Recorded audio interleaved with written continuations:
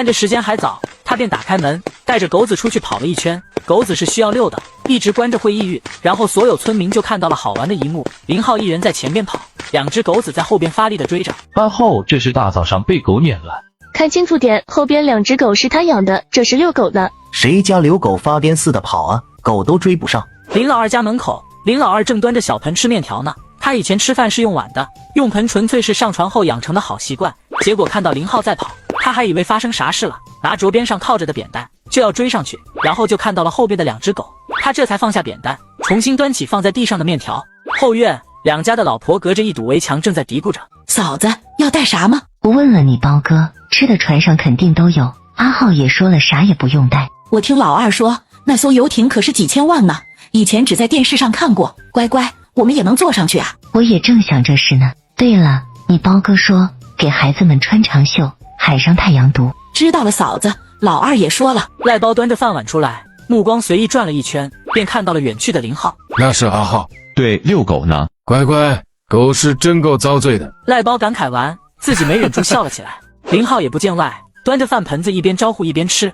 等到他一小盆饭吃完，大家也到的差不多了。林浩从地下室先把买的手表拿上来，对着老猫众人道：来，一人一个，这玩意能轻微的防水，平时在船上带着没问题，但要是下海潜水还是要解下来的，没多少钱，从港城给你们带的。阿浩，这是浪钱吧？杜喜居然认识，此刻一脸欣喜的求证着。我以前的船东就有一块，听说便宜的也要大几千呢，说是瑞士的高端货。众人同样一脸的欣喜，像老猫他们根本不客气，拿着就带，而吴病还有夏守业他们就有些扭捏了，还是林浩一再催促下，他们才道谢把自己的那块领走。林浩又拿出2块大牢，看向大哥跟阿和：你俩的。又对其他船工们解释道：他们俩的比你们的贵，但是他们俩的我会从分红中扣钱，你们的嘛就是我送的。这2人不差钱。众人听着好笑。此刻船工们的亲属则都一脸欣喜地围着自己男人，看着新到手的手表。林浩看几个妇人一眼：各位嫂子的，我就不越俎代庖了，需要啥让你们男人去买，别说没钱，谁要这么说，你们今晚来找我，我可以先把钱垫上。哥，我想也买个游艇，你帮我垫一下吧。阿和嬉皮笑脸的道：滚一边去。众人再度大笑。原本说每年休渔期大家都出去旅游一趟，今年怪我实在是没时间组织，就把这事给耽误了。今天这次集体游玩，再加上每人的手表，就算给大家补回来了。这并非是小事，特别对于一个老板来说，答应员工的就必须兑现。画饼可以，但要先评估一下能不能让员工吃到饼，光画不实现那就是耍流氓。等陈雪也吃过早餐，他才对着众人道：来来来，都搭把手，大家把东西搬上游艇，各位出发。又对小朋友们道：大家上船后要听话，要是谁不听话，我可就不带着他喽。听话，小叔，我们可听话了。淼淼清脆的声音比谁都积极。人比较多，除了吴病还有夏守业是小光棍，就连阿晨也把自己订了婚的老婆一起带着。他本想让妹子也跟来，但妹子正是高3学习要紧的时候，所以加上妇人孩子，足有30来号人。好在游艇够大，而且上中下3层，体验感肯定会差些，但人多也更热闹。至于林安国他们，林浩这次就没安排了，老爹跟陈父他们也说好了，等妍姐出了月子，到时他们再组织2家人一起开游艇出去玩。到了船上，而男人们几乎全挤在舵室，每个人都想本验一把开船的乐趣。老猫以自己驾驶技术最好，资格最老抢到了第1个，紧随其后排队的有林平、杜喜、柱子还有阿和等人，就连吴病、夏守业这些还没拿到船证，明确摸不到舵向的，也在旁边凑着热闹。林浩站在飞桥区的船头，没一会大玉走过来，给他打了一支烟。喂，你不厚道啊，我的礼物呢？去一趟港城，连自己的船工都买了表。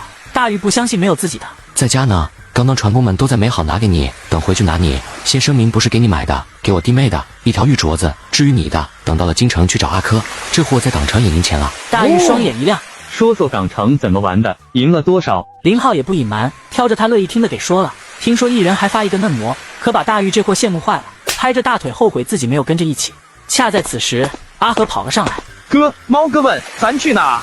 随他的便，想开哪就开了。反正油仓昨天加满了，就是1天不停船也是够的。打发走阿和，林浩正想聊一聊接下来增加的鱼排养什么合适，大玉不乐意了：你是周扒皮啊？今天周末我休息，这么好的环境，你提工作？话虽这么说，不过没一会，2人还是认真的分析了起来。我觉是在目前冷链不健全的情况下，还是多养虾和腌制性经济鱼类。林浩微微点头。但鲜品也得往前迈一步的。我前段时间和海洋所的几个人聊了一番，他们说目前红旗东方豚的养殖技术趋近成熟，这种鱼经济价值高，目前养殖的少，是河豚这一类中少有无毒且鲜味的品种。而且这种鱼我们完全可以在养殖基地宰杀，鱼肉真空包装冰鲜运输。你说的是哪种我都分不清，回去我查一下资料。两人又聊了一会，结束这个话题，也不再谈工作。大玉带着老婆上上下下的参观起游艇来，陈雪则跟着嫂子还有猫哥老婆坐在沙龙区闲聊。其实林浩也蛮想体验一下开这艘游艇的感觉，但奈何现在压根排不上队。没一会，老猫换位跑了上来，过瘾，阿浩太过瘾了。猫哥，要不你别干渔民了，来帮我开游艇。老猫毫不犹豫地摆了摆手，开着是过瘾，但还是没看到每一网收获的场景过瘾。我这辈子穷苦惯了，这么金贵的东西，偶尔开开还行。那我的大船回来咋办？我掌舵，阿浩，这可是咱提前说好的。两人靠在船头的扶栏边，老猫岔开话题道：昨天下午能出海，我就开船到鱼排看了眼，你那边养的鱼长势不错，而且我还碰到了虎子，在附近转了大概半个钟才离开的。林浩心思一动，打开系统搜索界面，开始搜虎子，果然离得他们不远，估计一会就能赶过来。老童，我问清楚了，家里人口较多，他有5个孩子，其中4个儿子，压力不是一般的大。林浩瞪大眼，乖乖，4个建设银行，老童不得累断腰啊！多大了？老大和老二都开始工作了，剩下3个还在念书，所以他一天都不敢歇。传承的第2天来谢了你，第3天他就到市里工地上班了。老猫说完还叹了口气，早先的他也是如此，所以他能感同身受理解老童。人缘呢？不算好。林浩有些愕然，2次接触他感觉老童的性子还不错呀。为什么？他老娘嘴比较碎，而且手脚有些不干净，喜欢偷邻居家的鸡鸭，然后关上门杀了给孙子吃。小孩子偶尔会说漏嘴，所以邻居也都知道是老太太干的，但又没法说。一说老太太就赌咒发誓，装心脏病啥的。早先老童跑远船，长时间不在家，他老婆性子软，有点怕婆婆，所以周围邻居也被得罪的差不多了。林浩摸了摸鼻子，好像之前的自己啊。毛哥，这世道可怜的人很多，不如老童的比比皆是，我们没法做到每个人都帮的。说到这里，他又叹了口气，接着又道：你去找他吧，通知他明天中午跟船，暂时的待遇只能跟二哥还有包哥他们一档，他要是愿意就来吧。老猫面上一喜，行，等咱靠岸我就去找他。恰在此时，游艇上方的妇人全都紧张地看着海面，下边的孩子们则在哇哇大叫。林浩望向海边，发现是胡子赶来了，赶忙安抚众人：没事别怕，胡子一般不伤人的。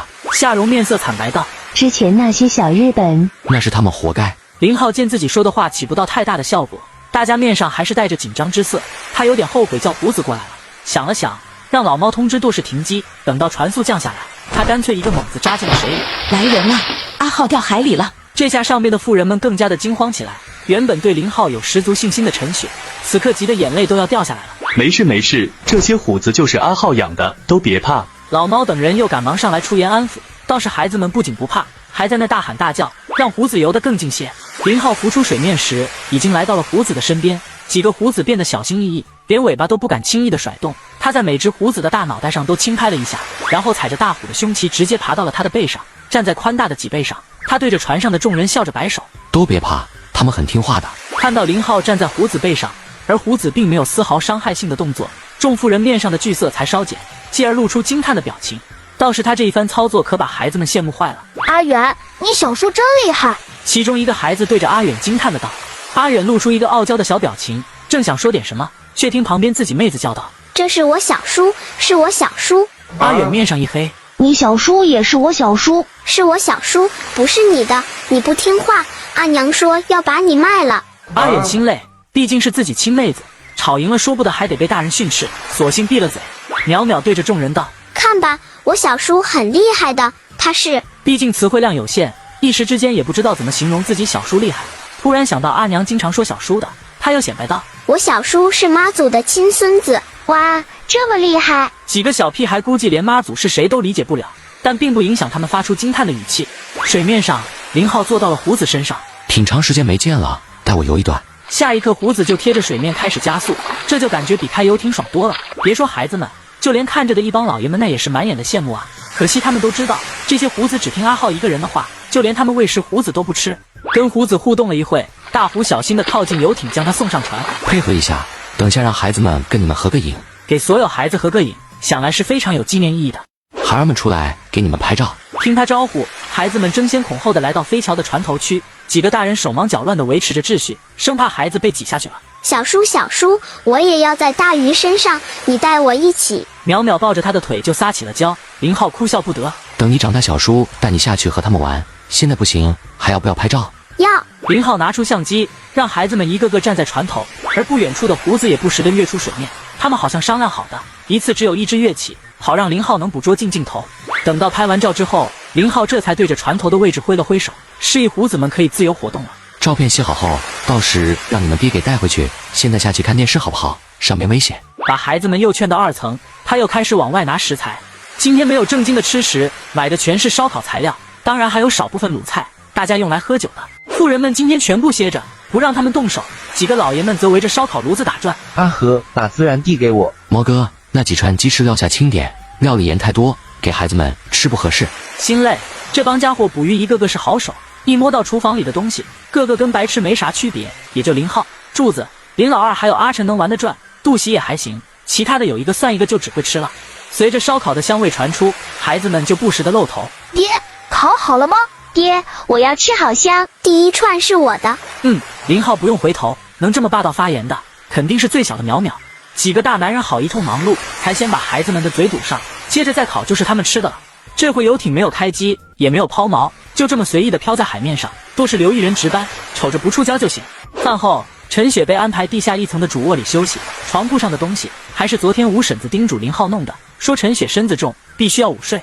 至于其他的妇人，则在2楼带着孩子看电影，男人们就在上边的休息区支起了2张牌桌。林浩带了2根鱼竿，这会拿出1根坐在船头钓鱼，没一会柱子也拿来1支杆子站在他旁边。柱子哥，怎么不和他们玩会？柱子咧嘴一笑，我不会。林浩想劝他一句，男人该有点爱好，但想了想没必要，千万别认为自己比对方有钱，是对方老板，然后就来一通说教，说不准人家比你活得还通透。对了，柱子哥，我这次去党城碰到一个舞痴，人家的自由搏击还有洪拳都练得像模像样。哦，你们比划过？柱子当即就来了兴趣，要说林浩刚开始习武强身，可就是他教的。比划过，要力量有力量，反应速度都不错，明年初他应该会过来，到时安排你俩比划一下。行啊。柱子还想再问点，结果自己先中鱼了，收起来一看，面上不由得浮现一丝郁闷。乌头不值钱。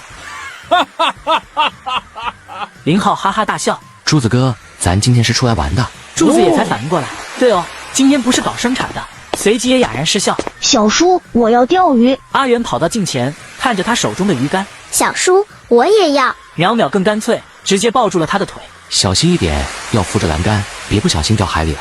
林浩把鱼竿递给了阿远。没事，我会游泳。林浩没好气的在他头上轻拍一下，然后又抱起淼淼。走，小叔带你去玩水。这个游艇带着一个小池子，并不大，也就比浴缸大一些，里面放着油水。或许这一趟的准备并不完美，但大家也图了个新鲜，而且还是和家人一起，所以此刻面上都浮现了满足的笑容。船只停靠岸边，林浩把没吃完的水果饮料还有食材啥的全分了，晚上全部海鲜会之前已经订好的。阿和跑回了村，把萍萍和老太太还有吴婶子接着一起开了3桌，大家吃喝一番，一直到10点钟左右才各自回家。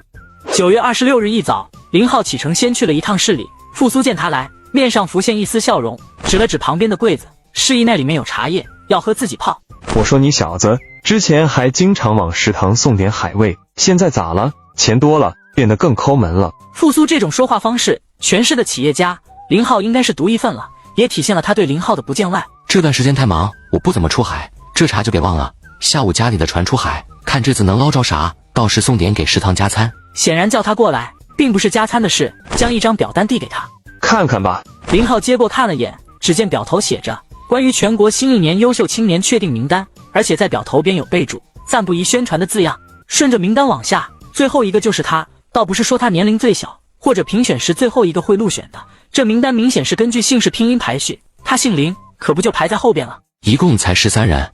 你以为大白菜呢？现在才知道有多么不容易了吧？你这次能当选，一是事迹可查，也确实值当嘉奖，还有一个就是你的年龄，你是全国各省各市提报的候选人中历届年龄最小的一个。要是其他的评选年龄可能是短板，但这是全国优秀青年，上边还有希望看到有真正有作为的年轻人当选的。10月13日去京城。看着上面的日期，林浩又不禁皱起眉来。别说没时间，天大的事都得推了，以这个为先。复苏接着压低声补充道：新的评选机制出炉，已经7年多了，你可是我市的第1个，咱省的第3个。反正我告诉你，不仅市里重视，省里更重视。见林浩点头，复苏这才松了口气。这小子要真是犯罪，那还真头疼。对了，还有2场演讲，你要提前准备。不是1场吗？这次上边很重视，2所高校同时发出了邀请，按说是13人分2波，各去其中1所大学。但上边认为你的年龄小，能引起学生们的共鸣，更能树立榜样性，所以点名让你2边都得去，多光荣的事。林浩只剩下呵呵了，还想回对一句，要不领导你自己去吧。被复苏交代了一番，然后又被带进了徐总的办公室，同样毫不见外的又是一番耳提面命，大意就是我们都看好你，你要好好表现，为家乡挣脸面啥的。吃完饭他就匆忙的回到镇上，看着自家2艘船远航，他这才回了收购站。东哥，准备一下，后天咱走吧。这么急？不急不行啊，我12号还得回来，时间太紧了。原本想着这辈子弄点钱，然后过得更惬一些，但想想现在到年尾的事，奶奶的，咋感觉家业越大，事情越多呢？得知老爹在镇上，他又跑过去和老爹说了一声，顺便看了看妹子。这么些天养下来，小燕燕面上越发的白嫩起来，摸起来特别舒服，还会伸舌头吐泡泡。爹，这正常吗？问了医生，说注意，要是口腔没溃疡，能正常吃奶就是正常的。恰在此时，虎头蹑手蹑脚的走了进来，看到林浩多少有些惧意。林鑫叫二哥。林安国提醒了一句，虎头才喃喃的喊了一声二哥。林浩笑了笑，多少还是有些芥蒂的。要是这小子长大，知道原本他的家是他老娘和自己这个二哥毁的，不知道他会怎么想。当然，他也不会区别对待虎头，而且据自己了解，这小子的性子和其乳名有点像。要说往后这小子能有多少的心机和自己作对，林浩是如何不相信的。回到家之后，对于他再次出远门，陈雪倒没说什么，只是提醒吴婶多给他备一点厚衣服，说那边气候偏冷。转眼之间便到了出发的日子，这次时间紧，林浩和陈东2人到了京城后，并没有过多的逗留，加上于法科3人乘坐飞机直飞的旧金山。韩叔，又麻烦您了。韩顺平的庄园内，林浩笑着打招呼：你要是来这里不麻烦我，看我不撵回国内找你小子。韩顺平佯作生气，又看向陈东：这位小朋友是你大舅子吧？林浩结婚，韩顺平过去见过陈东一面，陈东也不是内敛的性子，上前鞠躬问好：您老好，我叫陈东，您叫我阿东就行。好好好，都是家里人，进屋坐吧。次日一早，韩顺平知道这一行林浩的时间很紧，还把自己的私人飞机借给了他。本想着育空地区的条件不好，想着让自己大舅哥跟着阿珂后边，但陈东非要跟着他一起过去看看。坐在私人飞机上，陈东这里瞧瞧，那里摸摸。阿浩，这玩意真不错，多少钱一架？这架湾流 G200有几年了？韩叔是99年购入的，当时应该要2000多万吧？人民币？废话，当然是美刀。我天啊，那也是1个多亿啊！啧，这玩意就是钱叠起来的。林浩想了想，这个形容好像也没啥不对的。以他的目光来看，这架公务机说实话有点过时，而且这个品牌的主控方是小乙，有点小恐怖。他倒是更喜欢川普的那架私人飞机，但造价太贵了，近1个亿美刀的价格，现在的他还是很肉疼的。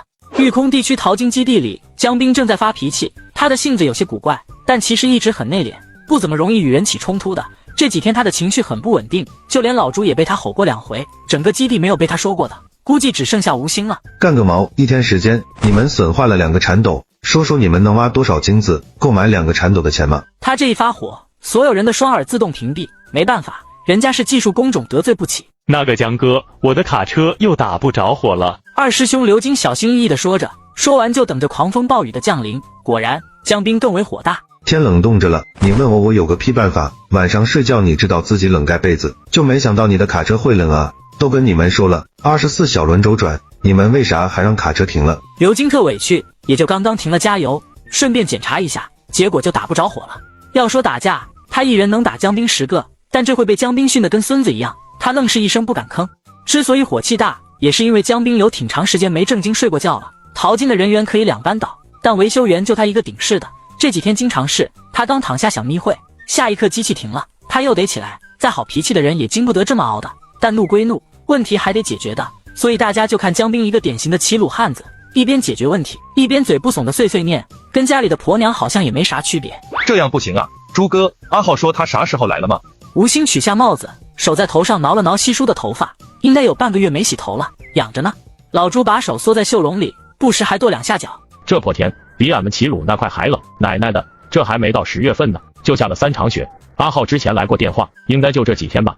我看明天他再不到，我们就先停了吧。这样的损耗确实没啥赚头了。老朱犹豫了一下，最终还是缓缓点点头。再熬把小江给熬坏了，且准备的土料也差不多耗尽了，现在再开挖新土料根本不可能。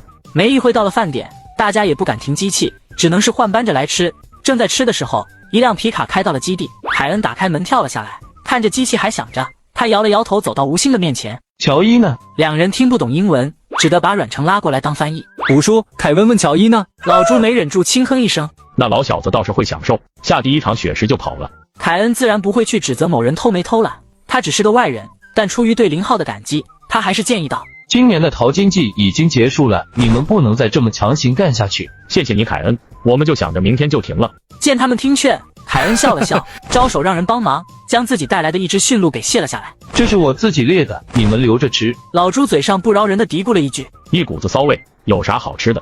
驯鹿肉的口感确实不敢恭维，如果晒成干再撒点辣椒面还行，如果鲜食的话，比猪肉的口感都差远了。吴昕倒是再度感谢了一句。凯恩正打算要离开，就见又一辆皮卡车脏不拉几的开了过来，到了地方停稳，车门打开，0号从副驾驶位跳了下来，见到是他，大家齐齐围了过来。阿浩，你终于来了。林，好久没见，太让我想念了。说着，凯恩还上前拥抱了他一下。凯恩，你好像又胖了1圈，这可不是好现象。不，林，这句话让我太伤心了。知道0号来肯定有的忙，凯恩更不好久留了，再度招呼过后便开车离开了。这回陈东才咬着牙下了车，刚下来，然后他就感觉寒气扑面，然后不停地往自己骨头缝里钻，也就一会功夫，全身上下就跟没穿衣服一样。在安克雷奇，他可是听0号的话，准备了帽子、围巾、手套还有毛衣、羽绒服之类的，但这回感觉还是不够用。开车带他们来的是莉迪亚，这姑娘倒像是没啥事。情况怎么样？0号刚问完，就听到身后传来牙齿打架的声音，他扭头咧嘴笑了笑。先进屋吧，里面暖和。陈东不由分说地跑进了其中一个集装箱内，里面确实不错，不仅有供暖的炉子，就连集装箱里还加了保暖层。0号没有急着进去，土料该冻住了才对。老朱指着远处一个土堆解释道：听从老吴的建议，8月份我们停了半个月没有淘洗，没日没夜的准备土料，现在淘洗的都是我们之前挖出的土料，虽也有冻结的现象，但并不结实。0号微微点头，抬手看了一眼手表，再干2个小时停工吧。今年我们到此为止，整理好后跟我回家好好休息，来年我们再战。老朱和老吴早已有了决定，但想到马上停机，又生出一丝不舍来。小师弟，你来了。0号看着眼前的大师兄王家生，这家伙比之前瘦了一些，这回蓬头垢面的，与之前的世外高人形象简直是判若两人。大师兄，让你受苦了。这说的是啥话？你先跟吴叔、朱叔聊着，我在填位土料呢。王家生打了个招呼，便重新回到了岗位忙碌。0号没有进屋，老朱带着告状的语气道：那个叫乔伊的，一下雪就跑得没影了。阿浩，老外就是不可信，太懒了。说完又觉得这话打击面太广，补充道：阿诺这孩子还是不错的，能吃苦。0号笑着安抚：朱叔，这矿场之前就是乔伊的，他自己当老板时比现在还懒散呢。不过这活确实不行，今年的奖金他就别想了。怪不得这么好的一个矿场给他干黄了。顶着鸡窝头，胡子拉碴的江斌检查一番后，再度叹了口气：机器也有承受不住的点，能修，但至少2-3天时间。行啊，全部停工吧。没有欢呼，倒是每个人的面上都像是松了一口气，晃悠着往营地的方向走。斌哥，放这吧，今年不动他们了，明年咱来早些。阿浩，你忙你的，我得把机器和车子水箱里的水全部放了，不然水箱会冻坏的。回到营地后，二师兄刘金跟老朱再度忙碌起来，要把最后一批淘洗的金沙给筛出来。0号看了一眼吴昕，一个老教授现在也变成了泥腿子。吴叔辛苦了，整个矿场就我一个人享福了。老吴摆了摆手，有坐办公室的就得有顶太阳气强的，革命分工不同，你忙的事也多。0号叹了口气，如果就这么让他们回去，估计这帮人的家人都得骂娘。通过他们的外表形象，陈东也能体会到他们有多么的辛苦和不容易。都听我说，大家再委屈一下，咱等朱叔把最后一点成果筛出来，弄好之后，我们一起去安克雷奇，在那边我们好好休整1天，到时再回家。我答应你们，你们人没到家，工资和分红会先到你们的账上。对了，好不容易出国一趟，总得给家里人带点小礼物。到了安克雷奇，一人到我这领2000刀，给家里带点小礼物，这些钱不算在分红里。听的这番话，众人这才有了精神，齐齐欢呼了起来。好像有欢呼的声音不对，0号赶忙探头往外看了一眼，然后就见小美一家3口就坐在营地边上。哟，你们还没冬眠啊？老板，他们还要等1个月左右，过早冬眠身体储存的脂肪不够。会饿死的。阿诺也跟着走了出来，不用林浩吩咐，就将凯恩卸下的驯鹿肉给搬到了小美的边上。你不在的这些天都是我在喂的。然后一指驯鹿肉，没有牛肉好吃，但胜在脂肪多，熊吃了更好。林浩笑着在他的肩头轻拍一下。今年就别在小镇我找了，条件太差，去安克雷奇待着吧。到时我会让人安排你一点事做，放心，工资我会照发的。我听你的。他来了，晚上自然是吃火锅，而且是辣口的。这可苦了陈东，这货是一点辣不能吃，但又受不了那个胃的引诱。天气寒，热量消耗得快，他早就饿了，不得已只能是拿个碗倒点水，把烫好的肉放开水里洗洗再吃。就这都辣得一身是汗。一觉睡醒出来，发现林浩正在逗着巨熊一家，他小心地凑过去。乖乖，这身体真壮实，一掌就能把人呼死吧？什么情况？怎么不咬人？我看他们和营地里的人都蛮亲切的。这只大母熊待宰的时候受了伤，当时2只小的才刚满月的样子，要是母熊活不成，2只小熊肯定也得死。他们就跑到了营地，当时我跟阿诺还有乔伊在，便救助了母熊。畜生也懂得感恩的，然后就一直守护着营地和我的料场，而我们就不时地喂他们一顿。没一会，所有人起床洗漱，然后突然无所适从起来，因为无事可干，大家变得很茫然，就在那不停地转着。不知是谁开始打扫营地，然后大家像是找到了新的活，全员参与了进来。老朱叼着烟凑到了林浩面前。8号，明年咱来早些，这炉子不行，我想着能不能搭2个炕，那玩意才好。行，朱叔，那你明年可得来早些，到时我和小江一起提前来，你就放心吧。老朱挠了挠头，有炕了就可以扩大一些地暖，反正本地木材不要花啥钱，不行再建2个大棚，自己种点菜。我看了丽姑娘给我们送菜的单子，那菜的价格比咱家里的牛肉都贵。林浩哈哈大笑，看来开荒种地真是刻在咱民族的基因里。至于提醒老朱莉迪亚不姓厉，他觉得完全没必要，丽姑娘也挺好的。老朱越想越觉得可行，对着一个小年轻喊道：小五，明年你跟栓子提前来，我知道你俩家是种大棚的，对那玩意不陌生吧？叔，要建大棚啊，那我熟，种点大葱行不？出来几个月没吃着，做梦都是那个味。行啊，萝卜种子多带些，那玩意耐储存。老朱又到一边和几人商量起明年营地的改造计划，都挺积极的。陈东笑着道。林浩笑了笑没吭声，其实他明白老朱这是在向他表达明年自己一定还会过来的，让他不要再另找人了。老朱歇了一会，再度去处理金沙，剩下的人接着搞卫生，召集所有人停下手头的活，全部聚在了提纯的屋子里，把本就不大的屋子挤得满满当当。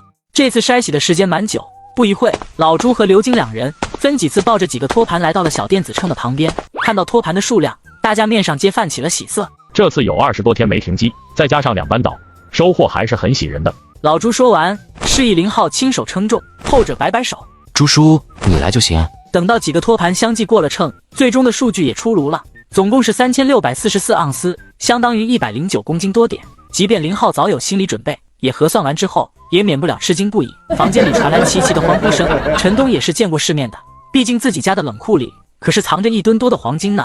但这样的一盆盆的金沙，还是让他大开眼界。今年大家确实辛苦，但还有不少的工作有待完善，浪费了一些时间。好了，我也不多啰嗦，今年的黄金总额是……老朱拿出本子看了一眼，514.7公斤，比预计的超额了一点点。众人再度欢呼。林浩不在的时候，老朱就相当于是负责人，负责管理人员和施工。他威信足够，除了江斌偶尔发牢骚，鲜少有敢和他比牙的。而老吴主导技术层面，该挖哪里，挖多深，这些都是老吴说的算。刚刚过去的一季，2人的配合取得了丰硕的成果，每个人都很辛苦，也得益于这片地的含金量确实够富，所以全年才能取得如此好的成绩。17000多盎司的黄金，很可能是一些小型团队一辈子的淘金量，而他们只用了短短的5个月。林浩开始算着大家的提成，按照国内的金价，1克差不多132块左右。这些黄金的总价值是7150万，他答应拿出15%作为大家的奖励，那就是1072万。矿场总共14个人，去除老吴单独拿2%的提成，剩下的13人，每人能分80多万，相对分红，那点工资就可以忽略不计了。出来一趟，辛苦是真辛苦，背井离乡无非是为了钱。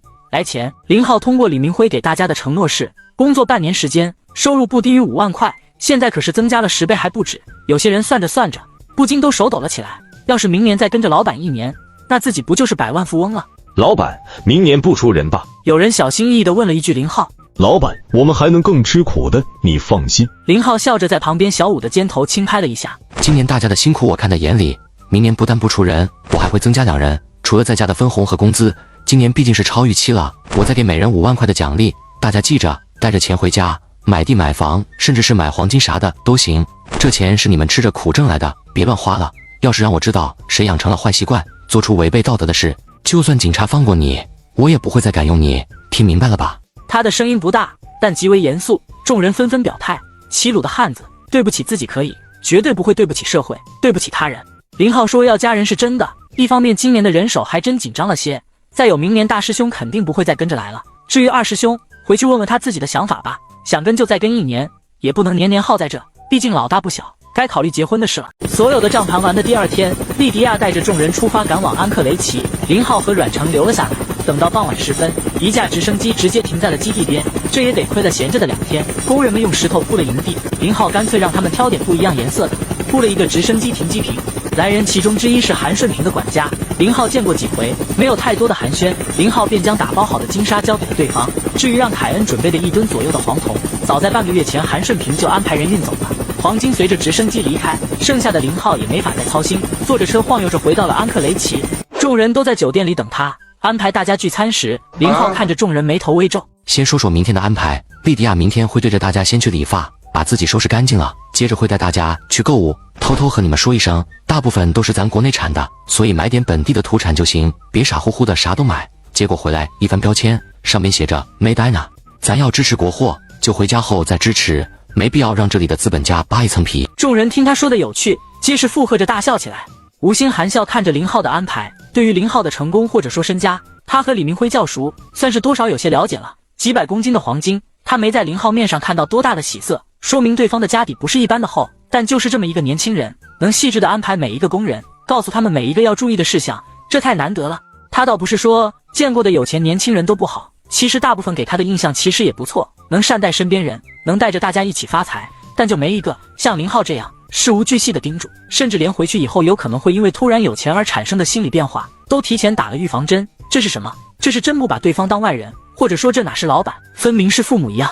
第2天，林浩去找了老肯特，关于在安克雷奇设立渔业捕捞收购公司的事，两边的合同已经签署了。韩顺平安排人来谈判的，最终商定莉迪亚占分公司3分的份额，原本的渔业公司投资70%，初步计划投资1个亿美刀，其中3000万用来制作收购加工工厂，7000分用来打造捕捞船和团队。老板，资本的游戏就是大鱼吃小鱼。我了解到，目前安克雷奇有加工厂5家，其中3巨头的地位暂时无法撼动，但剩下的2家我们可以考虑，不行就全部收购了。这样做的好处就是我们能快速的投入运营，弊端则是前期的投入会大一些。乔伊提议道，他是昨晚赶过来的。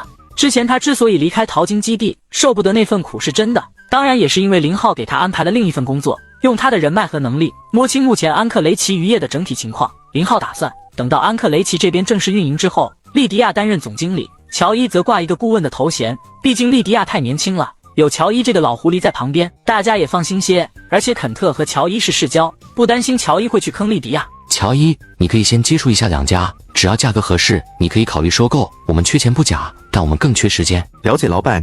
见大家商量好，一直微笑看着大家的肯特开口邀请道：寒冬将至，马上捕蟹季就要开始了，有没有想法闯一下白令海？林浩还真的有些心动，对于大海他是向往的，而对于昂贵至极的帝王蟹和松叶蟹，他更是兴趣颇大。但想想接下来自己的事情，老肯特，国内还有一堆事啊，今年估计时间很难挤出来。我答应你，明年有时间我们可以一起。一言为定，刚好我可以利用1年时间选一艘好船。林浩独自离开的，3人将他送上出租车。乔一笑看着老友，伙计，我给你选的合伙人怎么样？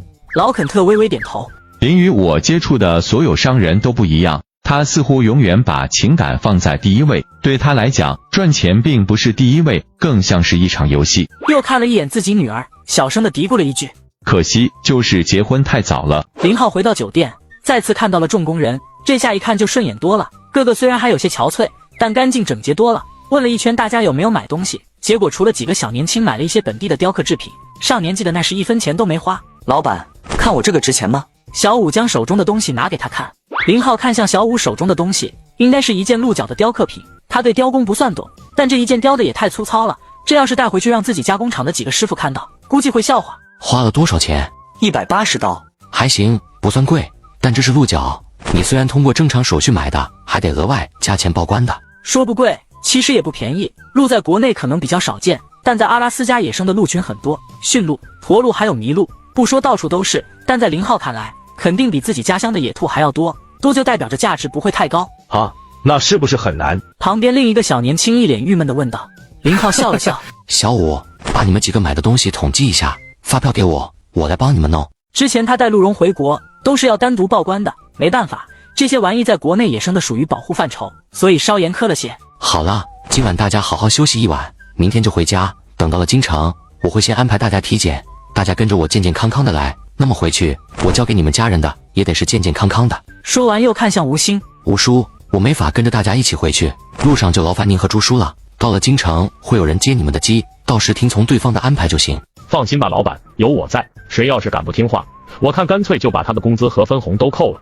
老朱说这话时，瞪着牛眼扫视一圈，一个个都噤若寒蝉，只有王家生和刘金俩师兄弟在那咧着嘴傻笑。说到底，两人入世不久就被关到了这里淘金，对于金钱的认知概念本就不强，再加上与林浩的关系，相信自己吃喝是不愁的。各位，等过完年我会去齐鲁拜访长辈，到时咱再聚。让大家去休息，王家生却留了下来。阿浩，我留下来吧，回家也没事，你在这边就一个人，我还真是不放心。生哥，我以前就一直独来独往的。虽是这么说，林浩还是答应了他，毕竟现在回去，以大师兄的性子，无事可做会急出病来。那我也留下来。二师兄刘金也说道。行，咱师兄弟三人一起回去。第二天一早，利迪亚安排车将大家一起送到了机场。林浩先看着工人们登上飞机，他们要飞西雅图，然后再从那里转机直飞京城。乔伊这边也在通知机场地勤，安排私人飞机的起飞事宜。乔伊，我想买一架公务机，你有什么好推荐的？当然是湾流。乔伊不假思索的道。除了湾流呢？乔伊轻一声，然后想了想道。老板，公务机的品牌很多，包括法国的空中客车，本地的波音都可以定制公务机，但他们主要是做民航大飞机的，定制的话需要的时间或许会很长。除了湾流，我建议是加拿大的庞巴迪或者巴西航空工业，这两家的产品性能和设计不弱于湾流。林浩揉了揉眉心，奶奶的，自己对飞机还真是一窍不通。算了，再问问韩顺平，还有答应阿克一架，到时也得问问他喜欢啥样的。这次回旧金山，他没有再去韩顺平的庄园，而是在硅谷找了个酒店住下。第二天，于伐科也从渔业公司的总部赶了回来，约克同样如约而至，加上陈东5人聚在林浩的套房内，约克兴奋地公布着数据。截止目前，标普的指数已经下降到了611点。目前金融市场的风向很乱，有人认为标普接着会有一个较大的反弹，而有人则是看衰，认为有可能会跌破500点大关。老板，我们还接着赌一把吗？林浩不置可否，而是反问。约克，以你专业的目光来看呢？约克自然也在不断的分析。老板，其实今年上半年全国的经济情况还是不错的，但下半年房地产下滑严重，次贷危机的苗头已经显现，我觉得我们还是可以再赌一把。显然他是看衰的那一类。林浩又将目光看向乔伊，这老小子出身华尔街，原本还是老虎基金的成员之一，却见后者摇了摇头。标普涉及行业多，相对来说指数比道琼平均指数要广泛，反映的也更为透彻。约克所说的次贷危机我是认可的，或许接下来会越来越严重，但标普指数已经跌到了谷底，如果再往下跌，那势必会影响所有投资者对一个国家的信心。要知道，目前美国的 GDP 可是占了全世界的 24.3%。林浩对于这些没啥概念，对于次贷危机他倒是听过，好像老美还找咱妈借了钱才度过的难关。至于这些因素在金融界的体现，他压根就不知道怎么分析，但他知道不能再买跌了，接下来肯定会反弹。当然，他也不会再买涨，因为他不知道这个反弹的空间有多大，持续的时间有多久。说白了，这笔投资到此为止，他是投机分子，一锤子买卖。至于以后，他会把这笔钱投入到国内的新兴行业中。老美除了苹果和特斯拉，还有自己的渔业公司，其他的不玩也罢，甚至是渔业公司，等到两国关系进入冰冻期前，他都会考虑出手。3天时间，约克，我给你3天时间完成交割。林浩抬起3根手指，语气不容反驳。老板，真的不考虑再看看？约克觉得错过这个机会有些可惜。林浩没有再开口，约克明白了他的意思，继而扭头看向于伐科。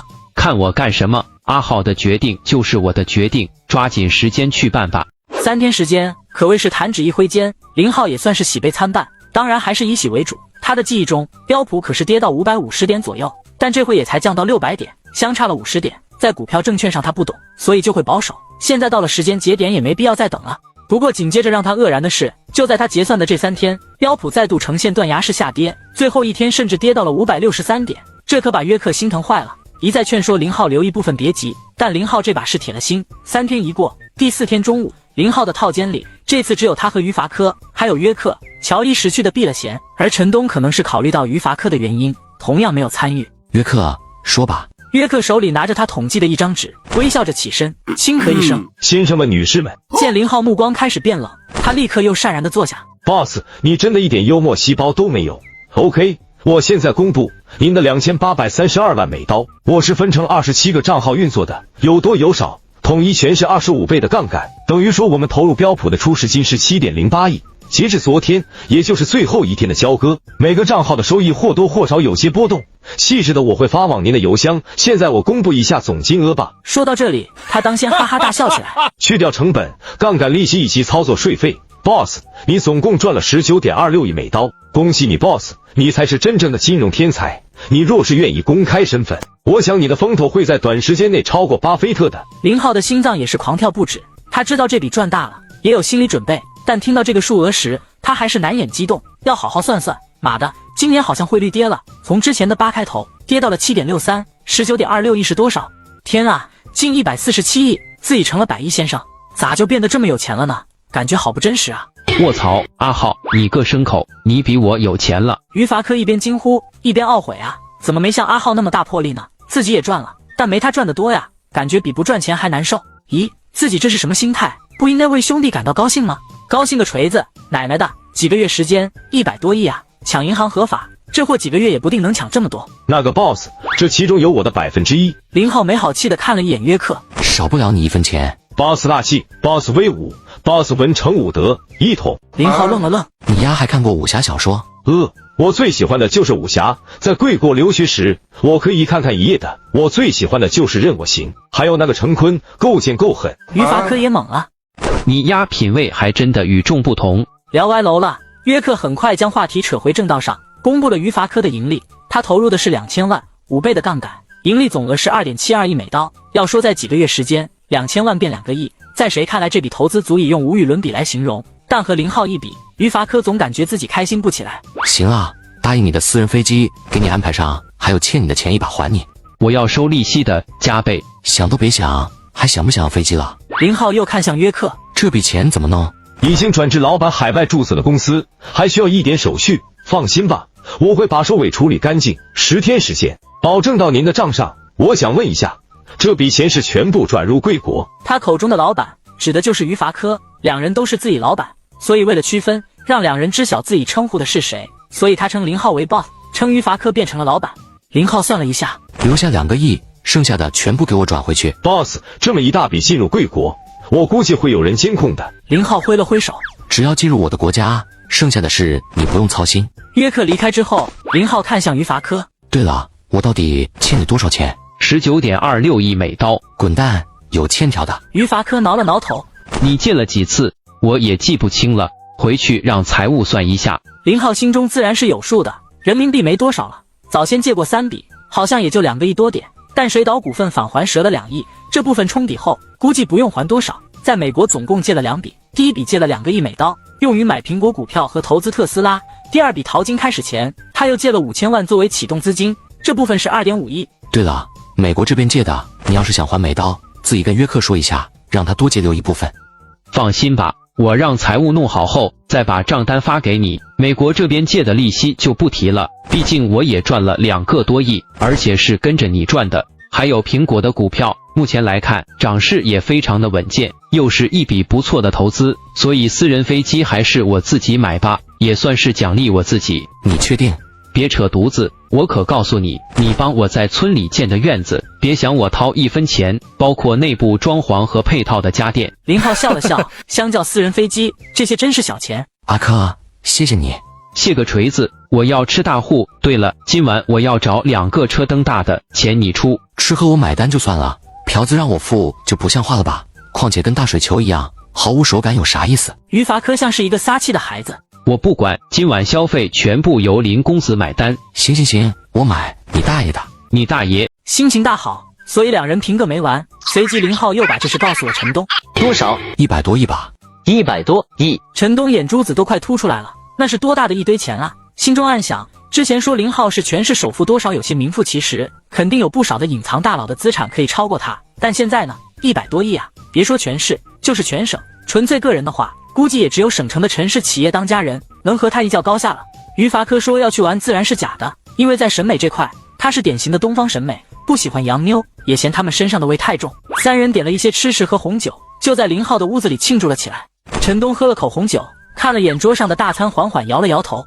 吃不好喝不好，我就搞不懂有些人为啥天天想着出国。得益于意林读者文摘的熏陶呗。为啥？于伐科有些不解地问道。外国的月亮更圆些，外国的空气都是香甜的，没有小偷，鞋子放外边2月跟新的一样。我不信你没听过这些话。于伐科点头，这些话听到的倒是不少，随即又嗤笑起来。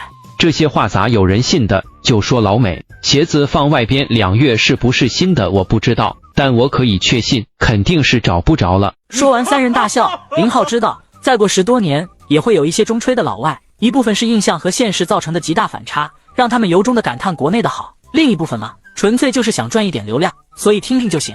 明天干啥？买飞机去，赚钱了，咱就花点再回去。陈东听到买飞机，啧啧了2声，妈的，有钱真好，任性点又怎么了？第一个到家的就是江斌，坐着电梯到了家门口，轻轻地敲了几下门，屋里传来一道熟悉的声音：谁呀？感觉喉咙有些发紧，好一会才到。我回来了。傻站着干啥？快点进家啊！江斌走进屋，与他走时一样，陈设简朴，但胜在干净。他的目光又转回到自己媳妇身上，对方同样也在一眨不眨地看着他。瘦了些，那边很苦。不苦，顿顿有肉，吃肉都吃得想吐，就是冷了点。你这气色比我走时还好些，这段时间身上还疼吗？说起这个，陶芳面上的笑容更甚，给自己男人倒了杯茶，然后就坐在他旁边，挽着他胳膊，把头轻轻靠在对方的肩头。天师真是神仙下凡，3个月前最后一副药吃完，我感觉自己就跟没事人一样了。你不知道，前段时间天师还给我打电话，问了我的情况，还说啥？见媳妇吞吐，江斌又着急起来。急个什么劲？天师还说我这算是大运了，要是咱想要2胎的话，让我年跟前再去趟龙虎山，他会再帮我配副药。真的还能再生？江斌猛地站起身，他倒是无所谓，但他父母一直念叨着想要个孙子啥的，但之前媳妇的身体不允许，他早就息了心思，没想到还真的能治好。别一惊一乍的，我想着等你回来和你商量呢，看年底要不要去一趟，进一点香火。去，肯定的去，即便咱不再生了，就冲着老神仙把你的痼疾治好，咱也得登山当面致谢。江斌哈哈笑着坐下后，看着媳妇微微泛红的脸颊，突然有些躁动起来。女儿呢？你傻啊，在学校呢。听得此话，江斌坐下后手也开始不老实起来。别闹，先说事。等一下说。那你先洗个澡。一番缠绵过后，阿斌，你们的账算过了没？算了啊，林总应了说钱会到账，你没收到吗？收到了。你说说你们算了多少？我是技术工种，按说提成要稍高些，但林总对咱家有大恩啊，所以我主动提出和大家一样，没必要单独算了，和大家一样走，总共是80来万，工资是7个月的，也就是3万5，再加上5万的奖金，应该有个90来万吧。对了，我包里还有2000块美刀。陶芳打开旁边的一个柜子，从里面把存折拿了出来。你看看，咋和你算的不一样？江斌接过，看了一眼新打的一行流水记录，只见上边记录的是新入账120万，一咕噜翻起身。林总这是算错了吧？本能的想找电话，但下一刻意识到林浩应该还在美国，他本想打给老朱问问，但万一这是单独给自己的，老朱没有，那不是让林总难做吗？想了想，还是打给了吴昕，他领得更多，应该不会有其他心思。瞧我这记性，阿浩说了，你最辛苦，多给你发了20万的奖金，让我告诉你我给忘了，这事你知道就行，就别宣扬了。挂了电话的江斌长长的叹了口气，看向媳妇道：林总多发了20万的奖金。陶芳没有喜悦，相反一脸担心的小声问道：阿斌，你跟我说实话，你们真是合法合规的淘金，没危险吧？江斌坦然一笑：你不信我，该不会不信林总吧？我可是听说人家随便捐个款就是1个多亿，这么有钱的人，难道会为了几千万去干违法的事？可是这给的也太多了啊，都抵得上你在老单位干一辈子赚的了。你把心放肚子里，好日子在后边呢。你看这样多好，我虽然大半年不在家，但接下来小半年我天天可以在家陪着你母女俩，等女儿放假，咱就回老家。明年啊，你要是真怀孕了，咱就把爸妈接过来。陶芳面上带着幸福的喜悦，然后又看了一眼房间四周。这房子好是好，可就不是咱的。那咱就买一套，我求一下林总，先把咱一家的户口迁过来，到时咱按揭买一套，首付多付些，还贷款的压力也不大，等明年我回来的时候，说不准就能全还上了。陶芳又有些舍不得，这钱刚到手还没捂热呢，你就想着花出去，毕竟是100多万，就算不花躺银行，每天拿折子看一眼也是极为高兴的。对了，咱是不是得抽时间回去谢谢李总？陶芳又想起一事。江斌轻轻点头，这是你提醒的好，是的，感谢人家李总，要不是他，我也碰不着林总这样的好老板。这事啊，宜早不宜迟，我看这周末我们一起回去。陶芳翻了个白眼，在国外真把日子过混了，国庆调休，这周末女儿要正常上课，咋又是调休，还让不让人活了？江斌瞪大眼，顿时恼了。要不你先一个人回去一趟，不然他们都去感谢了李总，你迟迟不去，别让人以为咱忘恩负义。回来诸人中，每家的情况各有不同，但大抵都是喜气的。老朱本就是个勤快人，昨天到家后好好歇了一天，今天一早就打发媳妇去买菜。他们家并不在市里，而是在离乡镇不远的村子，离镇街走路也才10来分钟。看有没有黄棒子鱼，有的话买个2条，孙子孙女都喜欢吃。看老伴提着篮子要走，他歪在炕上喊了一句：他和李明辉同事，本就靠海，所以吃海鱼较多。知道了，要是搁以前，可不会如此痛快的应下来。怎么说也得争辩2句，黄棒子鱼多贵啊！但自家老头子才回来高兴，最主要的是带回来可是整整100万了。没错，别人公司分红加奖金大概在94万左右，但林浩多给老朱赚了6万，凑了个整，这也是老朱自己应得的。他去的时候就是黄金分离的技术员，但在基地主动承担起管理的岗位，可是让林浩省心太多了。老头子给这么多，在那边你们那小老板肯定把你们当牛使吧？你之前跟的那个老板。老朱双眼一瞪，胡说什么？我们小老板人性着呢，咋能和那个跟姓刘的比？我们小老板就怕我们休息的不够，还不准咱加班。那吃的呢？这方面更没话说，我跟你说那地儿了，肉不缺，一天到晚能吃个够。小老板怕我们一直吃肉身子会出毛病，就高价从几百公里外拉蔬菜进来。我看了几回单子，那价格看得都心惊，1斤羊柿子的价格比1斤牛肉还贵。这咋可能？再说人家老外的单子还不都是洋码，你看得懂？屁话，我看不懂洋码，还看不懂数字啊。张桂花又担心起来，这么好赚，你们小老板咋不请家里人干？你说明年会不会？不该操的心净瞎操。咱小老板家里是开大船的，听说他亲哥就在大船上，一年挣的可不比咱少。老朱理解自家媳妇的心思，突然多了这么一大笔钱，难免有些患得患失的。想起昨晚与自家老头的对话，张桂花面上不自觉的又露出笑容来。老头子说活不重，而且那边土地够大，还能再干几年，1年100万，干个几年，那自家就真正的好过了。